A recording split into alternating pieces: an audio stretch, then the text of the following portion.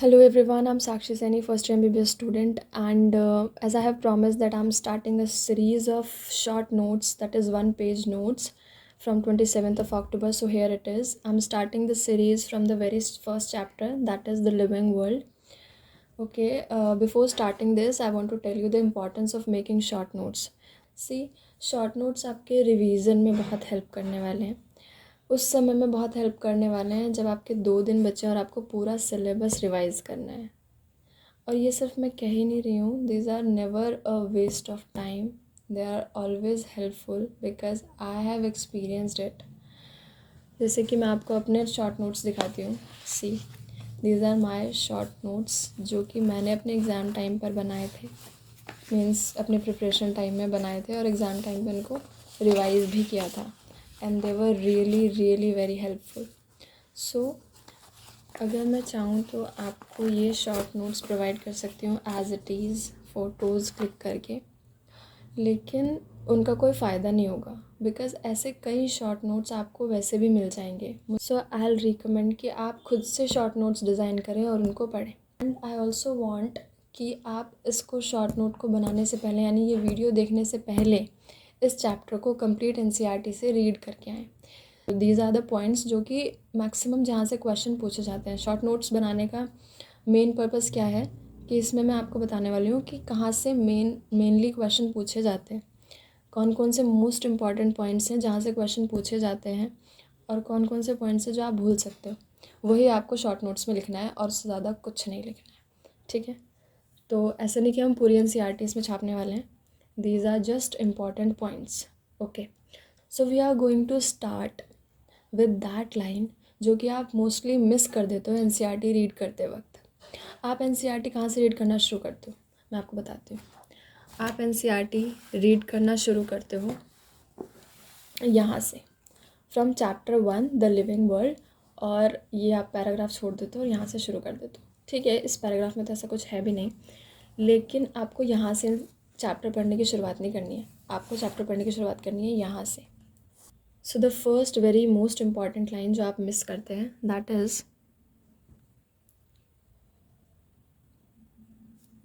Ernst Mayr. ये है scientist.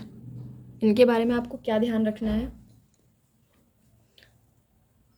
कि इनको कहा जाता है the Darwin of the 20th century, which is very most important line. Next point जो आपको इनके बारे में ध्यान रखना है, that is he defined, he gave the definition. Okay, he gave the definition of a biological species.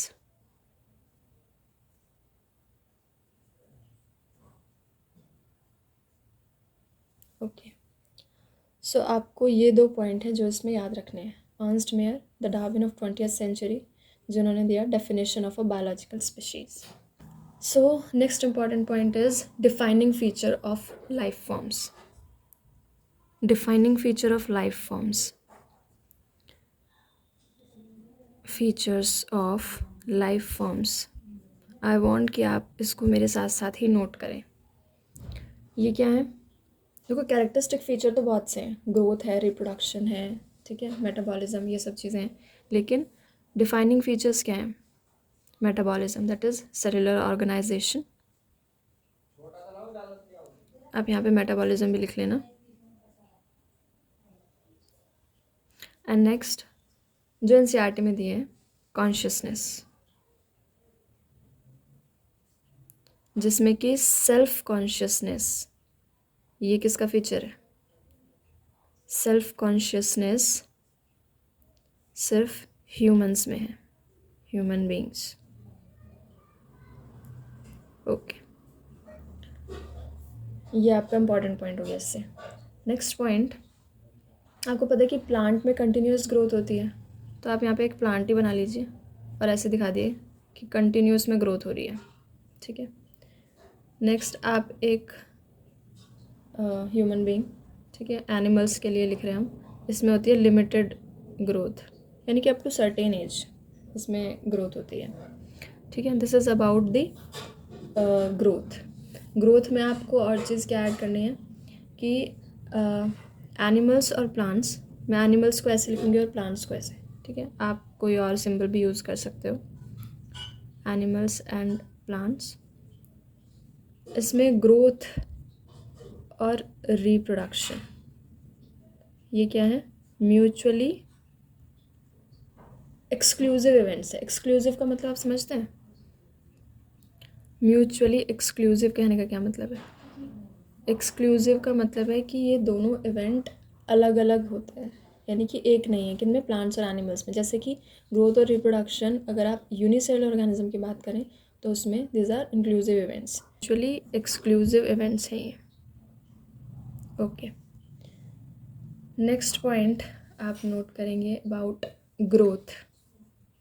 ये भी ग्रोथ के बारे में है कि ग्रोथ किन किन में होती है। ग्रोथ होती है mountains,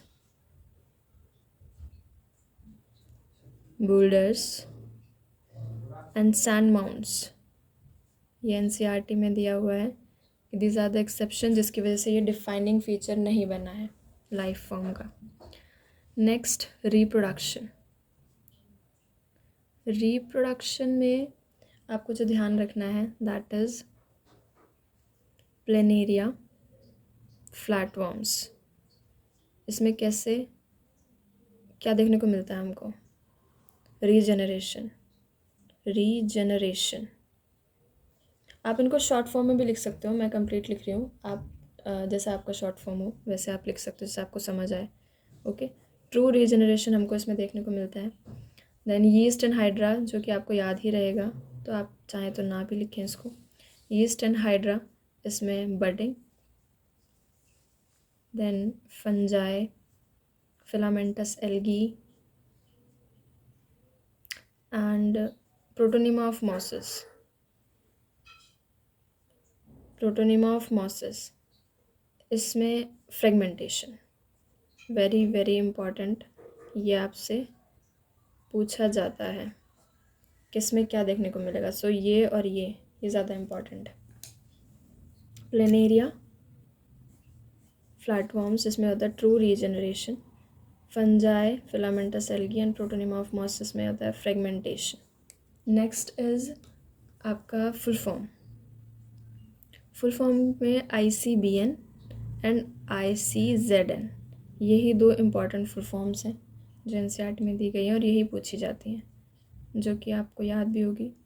international code for botanical nomenclature and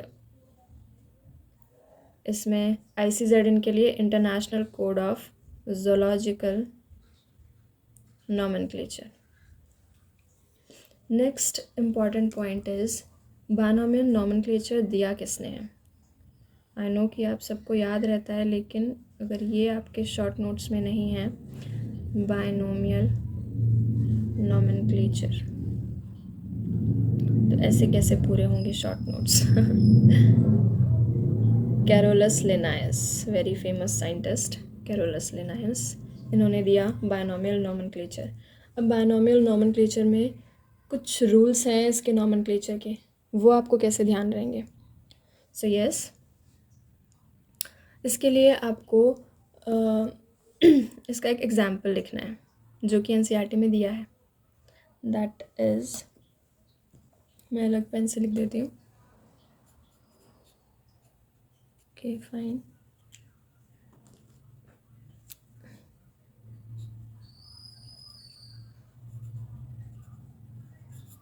Mangifera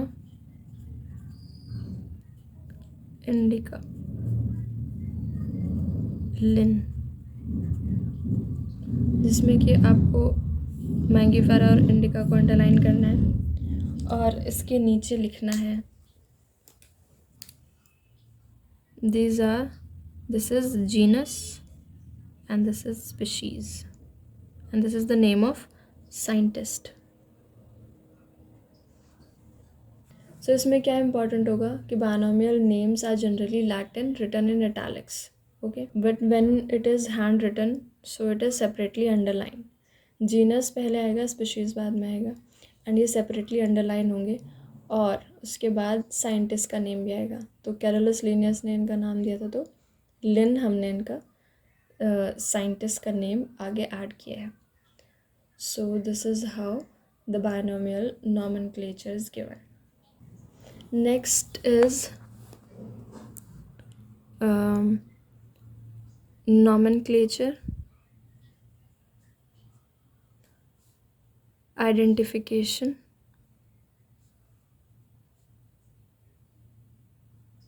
classification. Nomenclature, identification, classification, systematics. सी, इनकी डेफिनेशन इम्पॉर्टेंट है जो कि आप एनसीईआरटी से पढ़ेंगे, बट आपको शॉर्ट नोट्स में लिखने की ज़रूरत नहीं है. लेकिन सिस्टमैटिक्स ये बहुत ज़्यादा फेवरेट क्वेश्चन है, नीट वालों का बहुत ज़्यादा फेवरेट क्वेश्चन है. ओके, एक आप इस पे मार्क करेंगे, इस पे भी मार्क करना, क्योंकि ये आप मिस आउट करते हैं. ये आपको याद रहता है ये सब चीज़ें, तो इसमें मैं मार्क नहीं करा रही हूँ, बट या सिस्टमैटिक्स ये बहुत ज़्यादा फेवरेट क्वेश्चन है, पूछा जाता है बहुत बार. इसमें आपको बस 2 लाइन लिखनी है, 2 पॉइंट लिखने हैं. That is systematic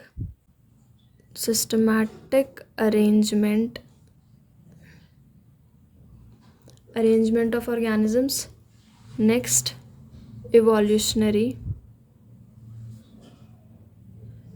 relationship. यही हैं आपके कीवर्ड्स जहाँ से क्वेश्चन पूछा जाता है.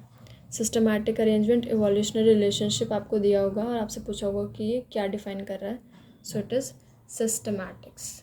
ओके, जिसमें कि कुछ बुक्स भी है, सिस्टेमा नेचुरा, जो कि लिनायस ने ही दी है. ठीक है, टाइटल ऑफ हिज पब्लिकेशन. सो वो आपको याद आ जाएगा, क्योंकि इसमें मेनली 2 ही साइंटिस्ट का जिक्र है, that is Linnaeus and Ernst Mayr. और भी साइंटिस्ट हैं, but that is not given in NCERT, so हम उसको पढ़ भी नहीं रहे हैं. Now next is taxonomic categories. Taxonomic categories से जो क्वेश्चन आता है, that is also very favourite of NEET, जो कि क्या है, स्पीशीज़.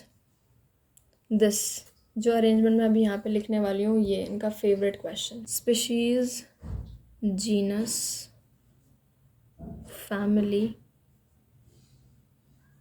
ऑर्डर, क्लास, फाइलम और division, and kingdom. Okay, this is the favourite question of NEET, जिसमें कि इसका ऑर्डर पूछा जाता है, जिसको याद करने का निमोनिक मैंने अपनी एक वीडियो में बताया हुआ है, सो आप वहाँ से देख लीजिएगा. और इसमें जो इम्पोर्टेंट चीज़ है जो आपको ध्यान रखनी है, that is that the number of common characteristics, that the number of common characteristics goes on decreasing. Number of common characteristics goes on decreasing as we go from species to kingdom. So ये arrow आप ऊपर लगा देंगे. Okay, you can mark it with another pen. Okay, now next is a table given. Table दिया है एक NCERT में, table 1.1, organisms with their taxonomic categories. Okay, जिसमें दिया है कॉमन नेम, बायोलॉजिकल नेम, ये सब चीज़ें दी हैं, जो कि आप एनसीईआरटी से एक बार देख लेंगे और उसको अलग से बना लेंगे. टेबल 1.1, ये टेबल आप अलग से भी पेस्ट कर सकते हैं, इसमें भी ड्रॉ कर सकते हैं और अलग से भी पेस्ट कर सकते हैं. यहाँ पर हम लिखेंगे common name, then biological name, genus, family, order, class, phylum and division. So yes, common name हम मैन नहीं लिख रहे हैं यहाँ पे, हाउस फ्लाइज लिख रहे हैं।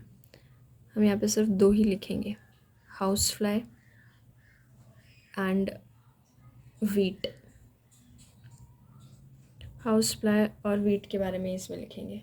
बाकी आप इस पूरी टेबल को इसमें बनाना या फिर पूरी टेबल को अलग से बना के पेस्ट कर लेना।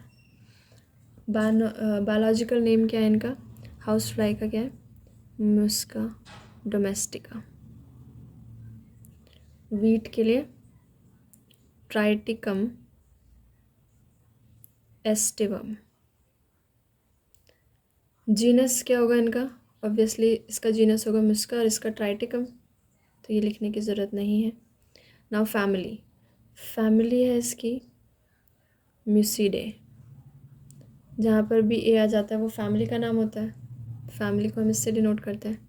And for wheat it is Poaceae. ये बहुत पूछा जाता है, Poaceae. Okay, now order, order is Diptera for house fly. And wheat में क्या है order? Poales. Now class, class is Insecta. And wheat में कौन सी क्लास है? Monocotyledonae. Now phylum and division. See, phylum हम किसके लिए यूज़ करते हैं?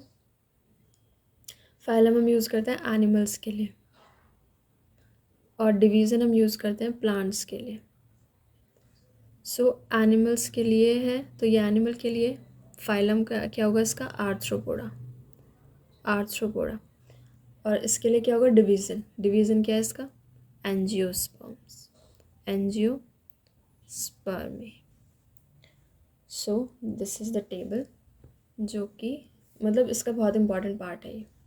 Now taxonomic aids, taxonomical aids. Taxonomical aids में क्या क्या चीज़ें आती हैं हमारी? सबसे पहले तो हमको यही पता होना चाहिए, हर्बेरियम आता है, herbarium. Second is botanical garden, botanical garden. Third museum, ये भी आपसे एमसीक्यू में क्वेश्चन पूछा जा सकता है कि ये क्या है? टेक्सोनॉमिक एड है, taxonomical aids. Then zoological park, ये सब। नाउ हर्बेरियम में आपको क्या चीज़ ध्यान रखनी होती है?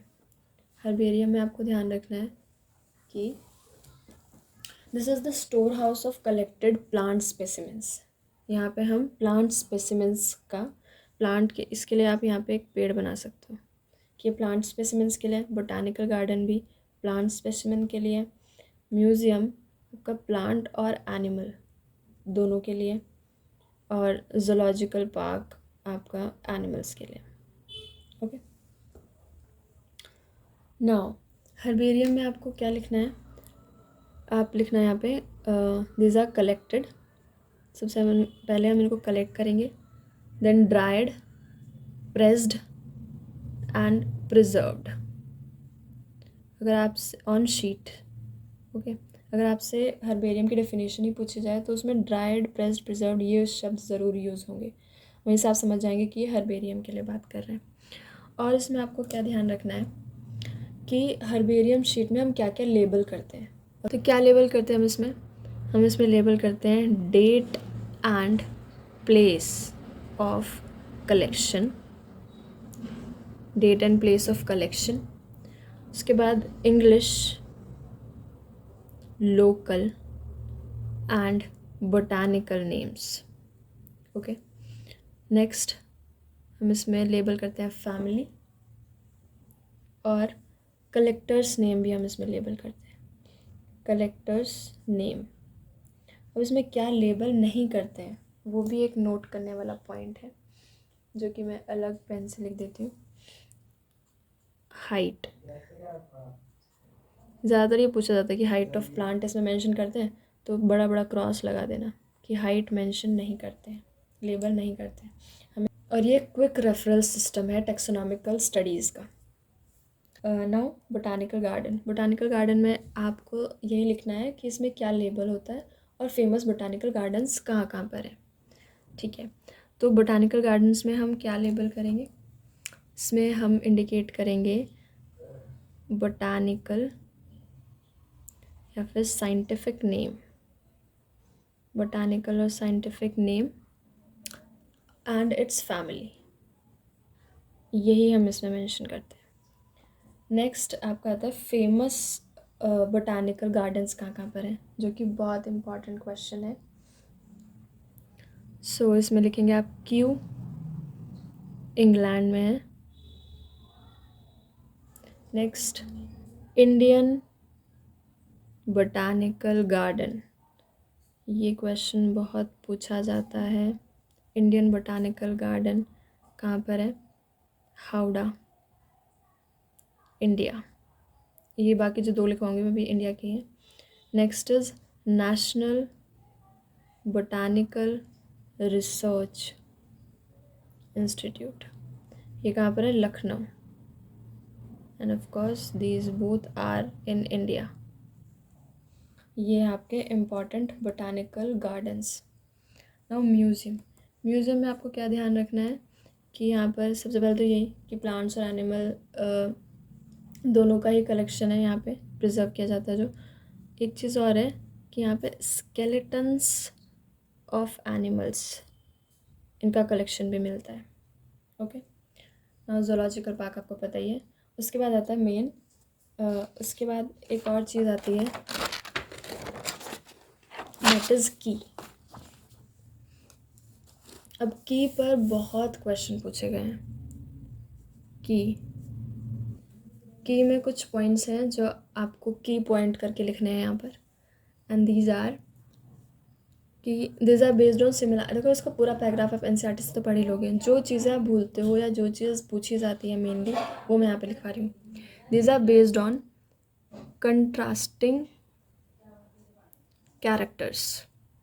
ठीक है, कंट्रास्टिंग कैरेक्टर्स जनरली पेयर में होते हैं। पेयर को आप ऐसे लिख लेना, जनरली पेयर में होते हैं, और जिसको हम क्या कहते हैं, कपलेट कहते हैं। Yes, this is the point जो मैं कह रही थी, ये पूछा जाता है। आपको कपलेट और लेड में वो कंफ्यूज करेंगे, तो आपको ध्यान रखना है कि कपलेट किसके लिए और लेड शब्द किसके लिए। लेड है कि ईच स्टेटमेंट इन अ की, इसको हम कहते हैं lead. Underline this. Now keys are generally analytical in nature, ये भी एक पॉइंट है, लेकिन आप उसमें नोट करने की ज़रूरत नहीं। Next about flora, manuals, monographs and catalogues. Catalogues के बारे में नहीं दिया है एनसीईआरटी में, लेकिन ये नीट में एक बार क्वेश्चन पूछा गया था। ये क्वेश्चन मैच द फॉलोइंग के फॉर्म में आ गया था, जिसमें हर्बेरियम था और ये था म्यूज़ियम था, कैटलॉग्स था, ये सब।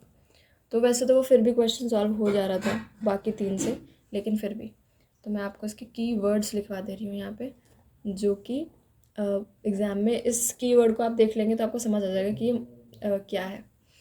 Flora contains the actual account of habitat and distribution.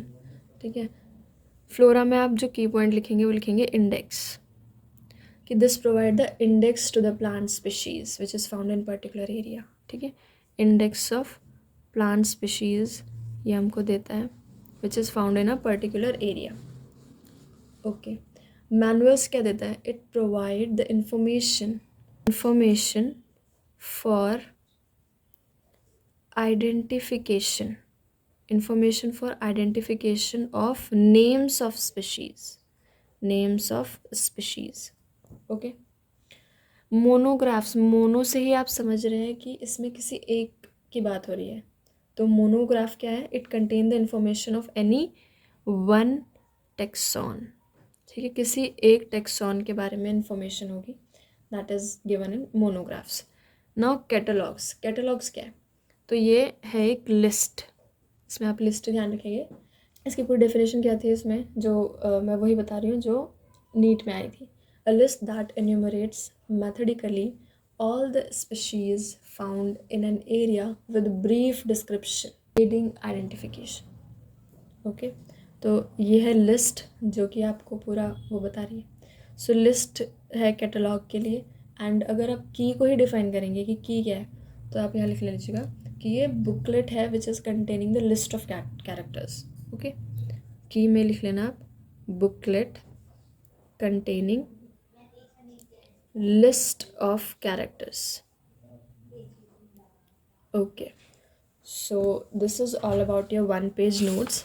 मैंने थोड़ा बड़ा बड़ा लिखा है तो इसलिए ये 1 पेज से थोड़ा आगे चला गया, बट या आप इसको छोटा छोटा करके भी लिख सकते हैं, मतलब जैसे आपको समझ आए वैसे लिख लें। बाकी हाईलाइट आप जब इनको पढ़ोगे एक बार और रिवाइज करोगे तो सब हाईलाइट भी कर लेना, कुछ पॉइंट्स जो आप ज़्यादातर भूल जाते हो वो सब चीज़ें, ठीक है। This is all about this chapter.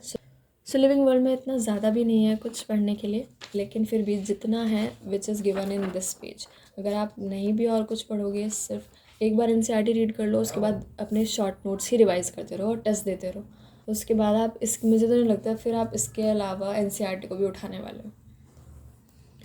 So thank you so much, see you soon in the next video with the next chapter that is biological classification. Bye bye.